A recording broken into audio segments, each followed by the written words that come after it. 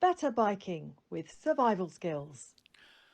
The most common crash in an urban area is a collision with a car pulling into our path, just like this one. We can't stop the driver pulling out, but since we can see the threat, it's relatively easy to plan for. If the car does begin to move, we should be able to react quickly and effectively. But notice all the dropped curbs, where driveways belonging to the houses exit onto the road. Some driveways we can see into reasonably easily, but others have walls and hedges blocking our view. And if we can't see, what are the chances we'll be seen by an emerging driver? Here, the hedge and fence are acting as a vision blocker approaching a side turning. But here's my point.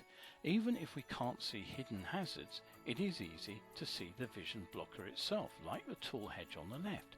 Once we spot that hedge blocking our view, it's easy to ask, what if a car reverses out from behind it? And look further down the road. The road's bending left and now the parked car and wall are vision blockers. What's behind them?